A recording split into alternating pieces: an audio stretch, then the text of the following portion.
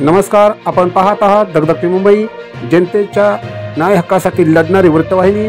कराड तालुक्यातील मौजे गोगाव येथे एक सामाजिक भान जागवणारा स्तुत्य उपक्रम पार पडला।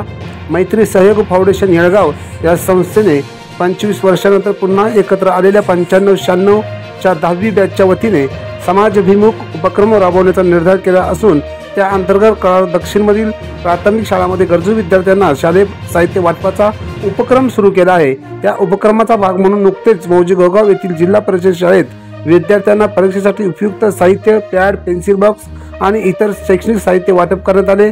फाउंडेशनचे अध्यक्ष संजय मुळे आणि त्यांच्या टीमने या उपक्रमात सक्रिय सहभाग घेतला। कार्यक्रमास ग्रामस्थ, मान्यवर, शिक्षक वृद्ध आणि विद्यार्थी मोठ्या संख्येने उपस्थित होते।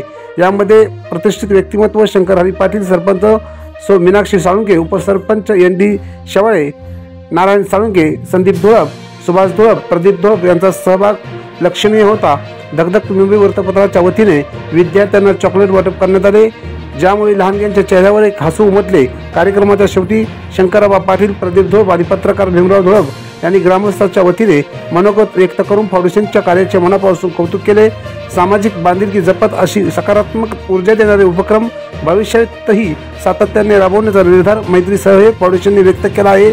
अशाच प्रेरणादायी बातम्यांसाठी पाहत राहा धगधगती मुंबई, जनतेच्या न्याय हक्कासाठी लढणारी वृत्तवाहिनी।